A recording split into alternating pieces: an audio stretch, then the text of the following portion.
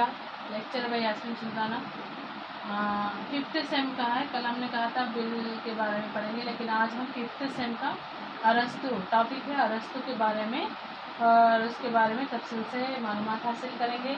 अरस्तु कौन था, ज़िंदगी और हक, अरस्तु की तसनीफ़ात, अफलातून का असर, इल्म की ज़मराबंदी, अच्छाई और खुशी का तस्वुर, नजरिए एतदाल, ममलिकत की नौइयत, ग़ुलामी की मदाफ़ियत, ख़ातिन का रुतबा, बहुत सारे हैं, तो उसके बारे में अब हम पढ़ेंगे। तो सबसे पहले अरस्तु की ज़िंदगी के बारे में पढ़ेंगे। अरस्तु 384 क़ब्ल मसीह में मक़दूनिया के सरहद के क़रीब शुमाली यूनान में स्ट्रागरा के मुकाम पर पैदा हुआ था। अरस्तु यूनान के शहर स्ट्रागरा में पैदा हुआ था। इसके बाप निकोमाक्स मक़दूनिया के बादशाह अमनियतास दुवम का तबीब था। चूँकि इसके बाप का इंतकाल इसके बचपन में हुआ था, तो इसलिए इसका चाचा प्रोगनेस ने इसकी परवरिश किया।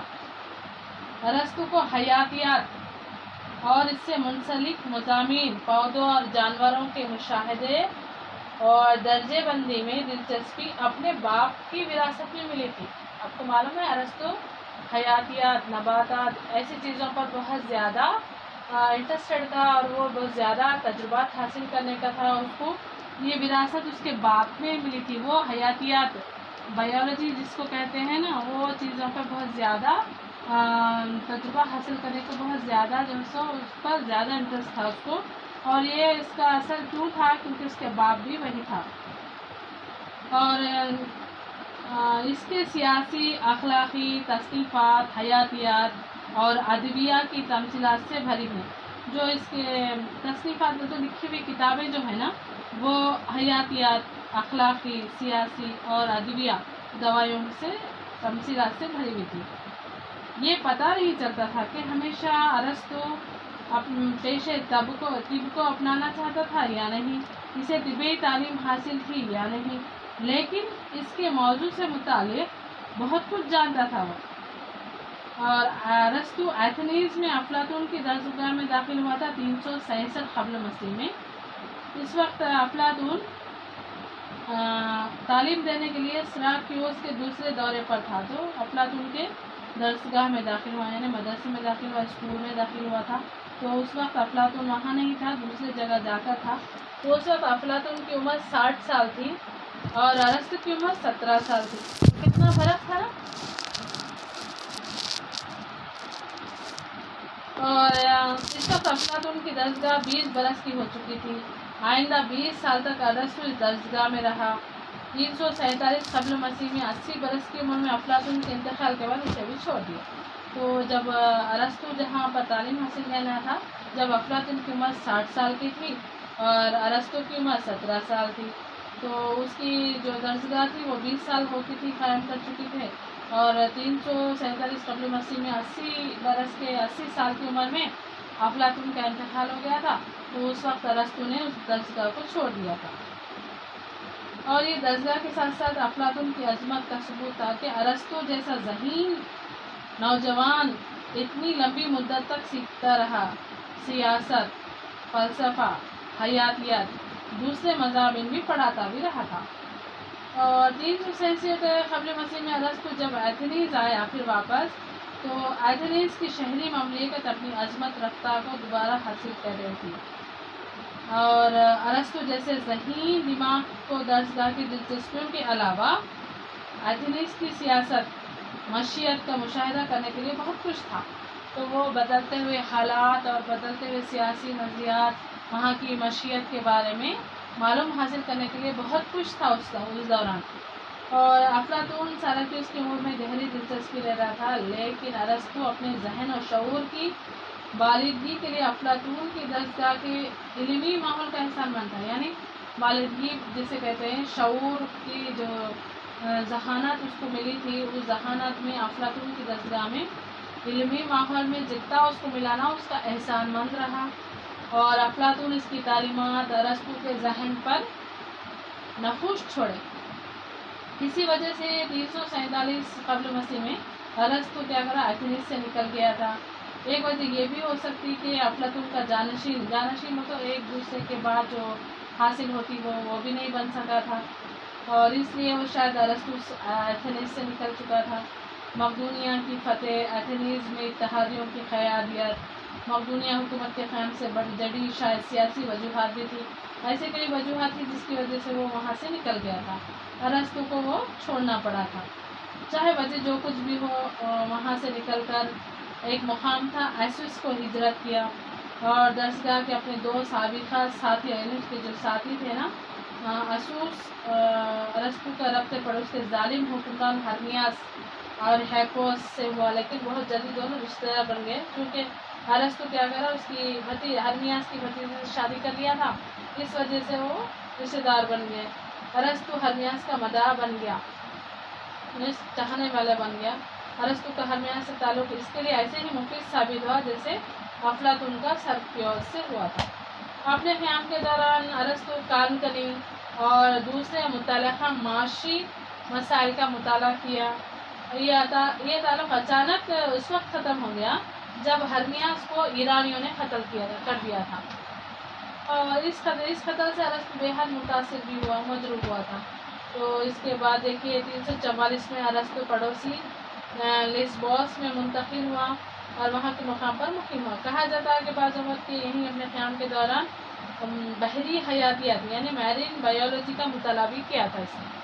इसको हयातियात और दीगर उससे जो है बहुत ज़्यादा मालूमात हासिल करने का तजुर्बा भी हुआ था।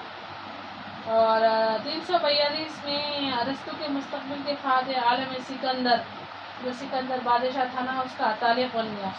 उस वक्त सिकंदर की उम्र कितनी थी? 13 साल की थी। सिकंदर अरस्तु इससे क्या पढ़ा ये कोई नहीं जानता था, और फिल्म के इंतकाल के बाद फिल्म जहाँ वहाँ का बादशाह था ना, सिकंदर मकदूनिया का हुक्मरान बन गया, तो फिर अरस्तु फिर एथेंस वापस आ गया।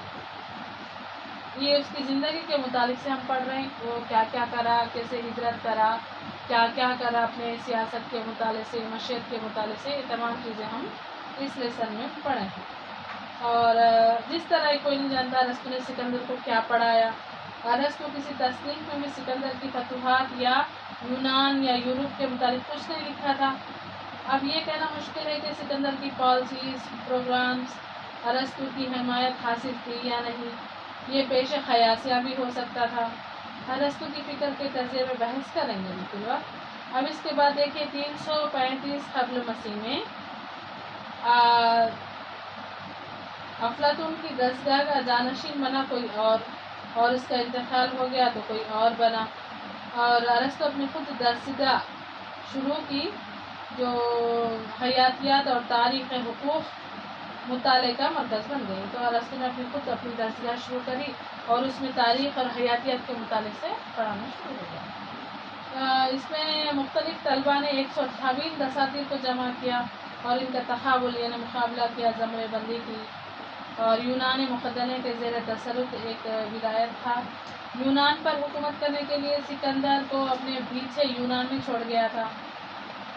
अरस्तु से मकदूनिया के ज़माने से जानता था, इसलिए दोनों अच्छे दोस्त बने, सिकंदर और अरस्तु, क्योंकि यूनान सिकंदर और अरस्तु एक दूसरे को बहुत पहले से जानते थे, तो इसलिए वो बहुत बेहतरीन दोस्त भी बन चुके थे। और 322 क़ब्ल मसीह में अरस्तु की मौत तक दोस्ती बरकरार रही, तो बहुत सारी इसके मरने तक भी वो दोनों दोस्त ही बने हुए थे। फिर 323 क़ब्ल मसीह में सिकंदर का भी इंतकाल हो गया, तो एथेंस के लोग क्या करें, इसके खिलाफ ऐलान जंग किए और अरस्तु एथेंस को फरार हुआ। अरस्तु अपनी ज़िंदगी का आखिरी साल आयोबा में 40 के मुकाम पर गुजारा और एथेंस से रवानगी के 1 साल बाद इंतकाल कर गया। और इसकी मरने की वजह काम की ज़्यादती से पैदा हुई या बदहज़मी थी। मरते वक्त इसकी उम्र 63 साल थी, 63 यानी 63 साल की उम्र थी, और वो आखिरी वक्त तक भी अपने तहक़ीक़ किताबों की तस्नीफ़ में लगा रहा। मुख्तसर ये बताना ज़रूरी है कि अरस्तु महज एक सियासी फ़लसफ़े माहिर सियासत बल्कि ज़ेर साया सूरज जिसने दुनिया की हर चीज़ का मुताला किया और जिस चीज़ को भी छुआ से माला माल कर दिया, अफलातून नहीं इसके बाद किसी और ने इतने बड़े पैमाने पर तहकीक का ऐसा ज़बरदस्त मज़ाहिरा किया जैसा कि अरस्तू ने किया। शायद इसका तकाबुल सिकंदर से किया जा सकता है। अगर सिकंदर को ज़मीन फतेह करने की उमंग थी तो अरस्तू को इल्म की दुनिया फतेह करने का शौक़ था। ऐसा क्या भी जहाँ सिकंदर की फतूहात तारीख का हिस्सा बन चुकी थी, अरस्तू की तस्कीर एक खूब बात है जिसे तस्लीम करना होगा। तो हम यहाँ पर एक मुकाबला यहाँ पर ये है कि सिकंदर को सारी दुनिया फतेह करने का जुनून था, तो अरस्तू को इल्म की दुनिया को फतेह करने का जुनून था। और सिकंदर का तो तमाम लोगों को मालूम था, लेकिन अरस्तू की हमें ये बात तस्लीम करना होगा कि वो बेहतरीन सियासतदान, बेहतरीन एक इंसान था जिसने कई चीज़ों पर तजुर्बात और तशरीह की। अब इसके बाद हम अभी तो ये पढ़े, अब हम पढ़ेंगे अरस्तू की तसनीफ़ात। अरस्तू की तसनीफ़ात क्या है? अरस्तू की तसनीफ़ात जैसे बहुत सारी मौज़ूआत पर इसने किताबें लिखी, चंद तहरीरें मुकम्मल हालत में बची हैं। पॉलिटिक्स, सियासत से हटकर दूसरी अहम किताबें क्या है? माबादुल तबियात, एथिक्स, दस्तूर एथेनीस, किताबात शायरों वगैरह पर है। सियासी फ़िक्र सियासत में मिलती है जो 8 जिल्दों पर मुश्तमिल है सियासत के मुताबिक से, तो इसके बारे में हम बाद में बहस करेंगे। अभी हम पढ़ेंगे अफलातून का असर। अरस्तू के दरसगाह में पढ़ा था ना, तो अब इसके बाद उसकी दरसगाह से उसने क्या हासिल किया? इसका जवाब है कि बहुत कुछ सीखा उसने और चंद तालीमात को भी रद्द कर दिया। वो एक बाशऊर मुफक्किर था, सोचने वाला। अरस्तू अपने नज़रिए इल्म खुसूसन वहदत से मुतालिक अपने नज़रिए को अफलातून के नज़रिए का कितना एहसानमंद है, या अरस्तू नज़रिए मादे शक्ल वजूहात की तश्कील का बाज बने।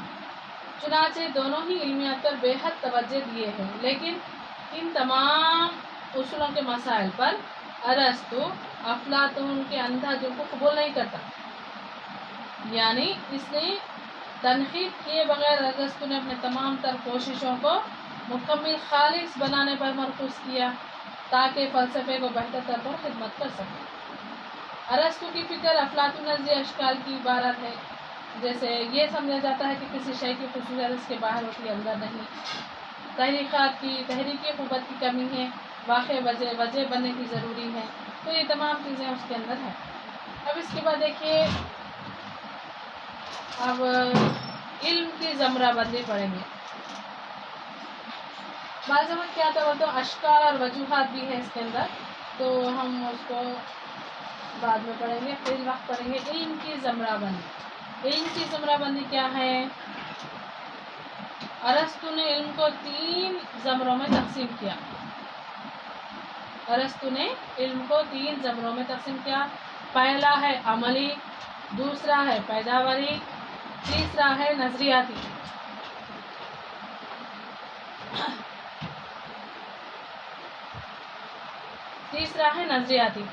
तो पहले का ताल्लुक़ अमल से, दूसरा का पैदावार से और या अशिया की तैयारी से, और तीसरे का ताल्लुक़ सच्चाई से। तो पहले क्या है बोले तो फर्स्ट अब 3 दिया ना इल्म को, तो पहले क्या है बोले तो अमल करना। अमली बोले तो अमल करना, जो चीज़ है ना उस पर अमल करना, जो बातें करे उस पर अमल करना। दूसरा है पैदावार यानी अशिया की पैदावार करना। तीसरा है नज़रियात यानी सच्चाई तक पहुँचना। ये 3 चीज़ें उसने तकसीम किया अपने को। और आसाइश की अशिया यानी काश्तकारी, फ़न, इंजीनियरिंग, पैदावारी किस्म के इल्म में आते हैं। तो आसाइश की अशिया वो तो रहने पीने, खाने पहने ओढ़ने की चीज़ें किसमें आती हैं? आसाइश में घर में जमाने के सामान वगैरह और कपड़े वगैरह, बहुत सारी चीज़ें आसाइश की आती हैं। काश्तकारी यानी पैदावार करना, फ़न इंजीनियरिंग यानी नई नई तकनीक से पैदावार करना, ये इल्म के फ़न में आते हैं। अरस्तू इस किस्म के चंद शाखों खुसूसन फ़न और खिताबात में दिलचस्पी रखता था। अखलाकियात और सियासती अमली उलूम हैं। नज़रियाती उलूम को अरस्तू ने रियाजी यानी हिसाब किताब, कुदरती साइंस, दीनियात में तकसीम किया। रियाजी में क्या है? इल्म हिंसा, ज्योमेट्री शामिल है। आपको तो पता है ज्योमेट्री कैसी होती है, तो वह ज्योमेट्री शामिल है। कुदरती साइंस में नबातात, हयातियात, طبیعت، کیمیا، میٹرولوجی وغیرہ، یہ طبیعت اور منطق میں شامل ہے. یہ کیا ہے بولے تو سائنسی علوم ہے. یہ طبیعت، حیاتیات، کیمیات وغیرہ. سائنس میں نباتات، حیاتیات جو بھی چیزیں آتے ہیں نا، اس میں کئی چیزوں میں اس نے بہت ساری لکھا تھا. سیاست میں ارسطو کی کتاب کا نام کیا ہے معلوم؟ سیاست ہے. اس کی اہم دین ہے. سیاست دو عملی علوم میں سے ایک ہے. ارسطو کو بہت دلچسپی تھی. عملی علم اخلاقیات ہے. ارسطو نے ایک دوسرے سے علیحدہ نہیں کرتا، نہ افلاطون نے ایسا کیا. سیاست کی 8 جلدیں ہیں. جو اس نے کتاب لکھی تھی سیاست، اس کی 8 جلدیں ہیں. ارسطو نے 8 جلدوں کو کس ترتیب میں لکھا؟ اس بار اسکالر اس کو الگ اس کو ترتیب دیے ہیں. اور وارنر جگر کے مطابق 2، 3، 7 اور 8 کو ارسطو افلاطون کی درسگاہ سے نکلنے کے بعد قلم بند کیا تھا. جلد 4، 5، 6 درسگاہ لیسیم شروع کرنے کے بعد لکھا تھا. تو بہت سارے ایسے الگ الگ طریقے سے کتابیں لکھی گئی ہیں. اور ارسطو کی سیاست میں مختلف موضوعات ہیں. ارسطو ان کو تمام یکجا طور پر دیکھا تھا اور رد بدل غیر مناسب ہوگا. اب اس کے بعد دیکھیے اچھائی اور خوشی کا تصور. اچھائی اور خوشی کا تصور.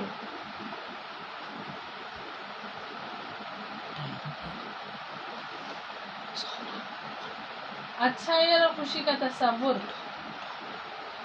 ارسطو کی سیاسی فکر میں 2 اہم مفروضات ہیں. اس میں اپنی سیاست میں ذکر نہیں کیا. یہ 2 تصورات ہیں، اچھائی اور اعتدال. ارسطو کے مطابق اچھائی کا فن، علم سیاست اچھائی کا علم ہے. اور اس کے مطابق ہر فن، ہر عمل کا ایک مقصد ہوتا ہے اور اچھائی حاصل کرنا اس کا منشا ہوتا ہے. لیکن تمام عمل یکساں مقاصد نہیں ہوتے. اپنے آپ میں اچھے ہوتے ہیں، بعض دوسرے مقاصد ایک ذریعہ ہوتے ہیں. تو اس کے بارے میں ابھی تھوڑا سا ہم پڑھیں. اب اس کے بعد دیکھیے غلامی کی مدافعت. غلامی کی مدافعت پڑھیں گے. ارسطو شہری مملکت اور لیل و نہار سے اتنا وابستہ تھا کہ غلامی کو انسان کے لیے فطری حیثیت میں پیش کرنے کی گہری دلچسپی لی. اور قانون و رواج کا نتیجہ جبر، ناانصافی پر مبنی ہے. ارسطو کے مطابق غلامی گھردار یعنی ہاؤس ہولڈ کا ایک عنصر ہے. یعنی گھروں میں آپ جب کام کرنے کے لیے رکھتے ہیں نا، وہ غلامی کہلاتا ہے. یعنی ایک مکمل گھردار غلام اور آزاد شہریوں پر مشتمل ہوتا ہے. غلام جاندار جائیداد ہے. یعنی گھردار کے لیے غلام ایک جاندار جائیداد ہے جو ہر گھریلو مقصد کے لیے ضروری ہے. گھروں میں کام کرنے کے لیے، جھاڑو پوچھا، ہر چیز کے لیے ہمیں غلاموں کی ضرورت ہے. یعنی کام کرنے والوں کی ضرورت ہوتی ہے اور کام کاج کا ایک ذریعہ بھی ہے. جائیداد کی طرح غلام بھی ایک جائیداد ہے جو مکمل طور پر آقا کا یعنی مالک پر ڈیپینڈ ہوتا ہے. جو کام بولے وہی کرنا. آقا صرف اپنے آپ کا ہے. یعنی آقا جو حکم دیتا غلام وہی کام کرتا ہے اور فطرتاً غلام ہوتا ہے. اور یہ اصول جاندار کے ساتھ بے جان دنیا میں بھی پائے جاتا ہے. خود انسان روح جسم پر حکمرانی کرتی ہے. یعنی ہمارے جسم کے اندر کیا ہے؟ روح موجود ہوتی ہے اور ہمارے اندر دماغ ہوتا ہے. دماغ سے ہم کام کرتے ہیں. روح ہمارے اندر حکمرانی کرتی ہے. جیسے آقا اپنے غلام پر اختیار رکھتا ہے، یعنی روح ہمارے جسم پر کیسے اختیار رکھتی، اسی طرح آقا اپنے غلام پر حکمرانی کرتا ہے. ہر کام کے لیے وہ اس کا استعمال کرتا ہے. جیسے بھوک، دماغ بھوک خواہشات پر حکمرانی کرتا ہے. یعنی ہمارے خواہشات کیا ہیں؟ کھانا پینا، اوڑھنے کے علاوہ بہت ساری چیزیں ہوتی ہیں جو ہمارے خواہشات پر مبنی ہوتی ہیں. تو اس طرح خواہشات پر حکمرانی کرتا ہے، یعنی بادشاہ کی حیثیت رکھتا ہے. اور برعکس دوسری جانب اگر جسم روح پر حکمرانی کرے، بھوک عقل پر کرے، یہ تو غیر معقول ہے. یعنی جسم ہمارے روح پر حکومت نہیں کرتی، بھوک دماغ پر حکومت نہیں کرتی. یہ غیر ضروری ہے. ایسا ہو سکتا ہے کیا؟ نہیں ہو سکتا. اس لیے یہ غیر معقول ہے. تو دونوں کے درمیان کیا ہے؟ دونوں کے لیے فائدہ مند نہیں ہے. انسان کی باطنی زندگی کے لیے جو صحیح ہے، ظاہری زندگی کے لیے بھی وہی صحیح ہے. یعنی باطنی بولے تو اندر، ظاہری بولے تو باہر. جو ہمارے لیے اندر اچھا ہوتا ہے وہی ظاہری ہوتا ہے. ایسا انسان اور جانور دونوں کے لیے بھی صحیح ہے. تمام انسان جو دوسروں سے مختلف ہوتے ہیں، جیسے جسم روح سے مختلف ہوتی ہے، جانور انسان سے فطری طور پر غلام ہے، آقا کی حکمرانی ہوتی ہے، تو یہ اس حد تک طریقہ یافتہ ہوتی ہے. اور پائے جانے والی روح کو پہچان متعین کر سکتی ہے۔ ہم اپنی زندگی کو خود حکم نہیں دے سکتے، یہ آقا کی ضرورت ہوتی ہے، یعنی ہمارے حکم دینے کے لیے ہم اپنے آپ کو حکم نہیں دے سکتے، چلو یہ کام کرو، چلو ہم یہ کام کریں گے، ہم حکم نہیں دے لے سکتے، بلکہ ہم غلاموں کو حکم دے سکتے ہیں، ہمارے کام کرنے والے لوگوں کو حکم دے سکتے ہیں۔ یہ فطرت، یہ آسان غلامی فطری ہے، غلام کے لیے بہترین مفادات بھی ہیں۔ تو اس طرح ارسطو غلامی کو جائز قرار دیتا ہے۔ وہ کہتا ہے کہ ایک اور قسم کی غلامی ہوتی ہے جو نہ تو فطری ہوتی ہے نہ جائز، یہ جنگ کی پیداوار ہوتی ہے، یعنی فاتح مفتوح کو غلام بناتے ہیں۔ جب بھی کبھی جنگ ہو جاتی ہے تو جب جیتنے والا کیا کرتا ہے، ہارنے والے کو غلام بنا لیتا ہے، غلام بنا کر اس پر حکمرانی کرتا ہے۔ فاتح بول تو جیتنے والا، مفتوح بول تو ہارنے والا، اس کو غلام بنا لیتا ہے، کیونکہ جائز سمجھا جاتا ہے۔ انصاف کی شناخت اور قوت سے کی جاتی ہے، اور صحیح بھی جو کہ صحیح نہیں ہے، صرف ایک غلامی صحیح ہے۔ یونانی کبھی غلام نہیں ہو سکتے۔ ارسطو کی رائے میں یونان کے لوگ غلام نہیں ہو سکتے کیونکہ یہ آزاد ہیں۔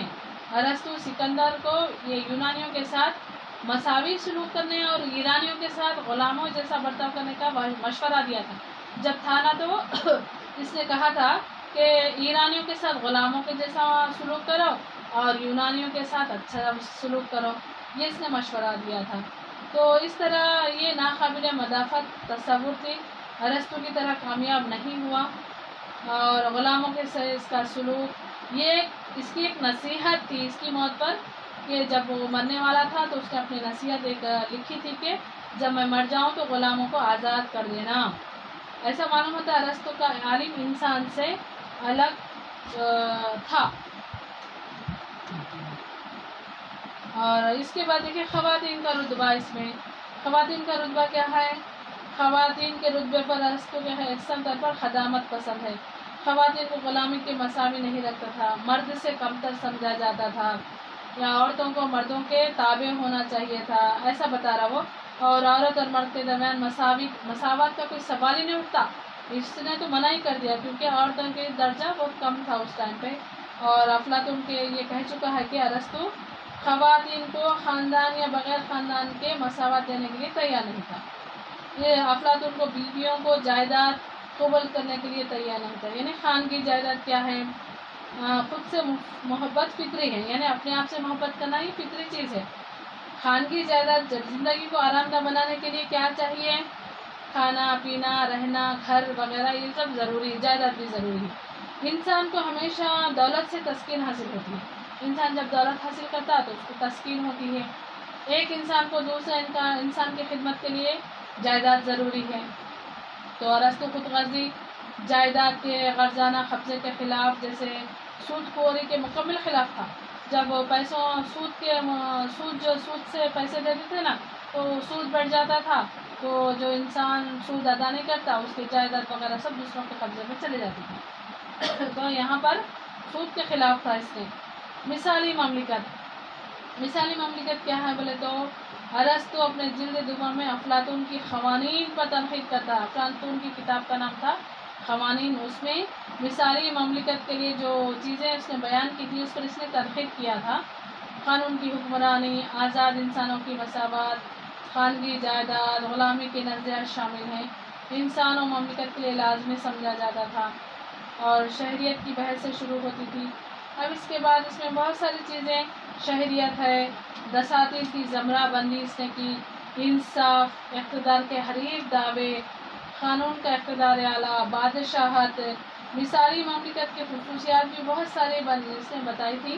تو ابھی ہم مثالی مملکت کا تھوڑا سا پڑھے تھے نا، اس میں بہترین سمجھتا تھا جہاں پر دستور میں بہترین آدمی کی حکومت بہترین تھی، اور افلاطون جہاں مملکت کی آبادی کو تعداد مقرر کیا تھا نا، جیسے ارسطو بتاتا ہے کہ نہ تو 10 نہ تو 10,000 آبادی ایک اچھی مملکت بناتی ہے، آبادی اتنی چھوٹی ہے کہ اس پر بہترین حکمرانی ہو سکے، جو اتنی بڑی ہو کہ خود مکفی ہو سکے۔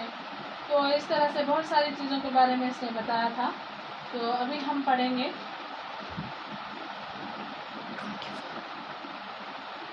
بہترین، اس کے بعد اس نے یہ بھی بتایا کہ ارسطو کی مثالی مملکت اس بحث سے تاثر ملتا ہے کہ ارسطو ایک تصور قائم رہنے میں ناکام رہا، اور اس کے مثالی مملکت کا کوئی نظریہ نہیں تھا، اور بہت ساری چیزیں اس نے ایسی بتائیں جس میں نوجوانوں کی اعلیٰ کردار کو ذہن نشین کرانا، جسمانی محنت پر اپنا وقت صرف کرتے ہوں، اور بہت ساری چیزوں کے بارے میں مثالی مملکت کے بارے میں اس نے بتایا.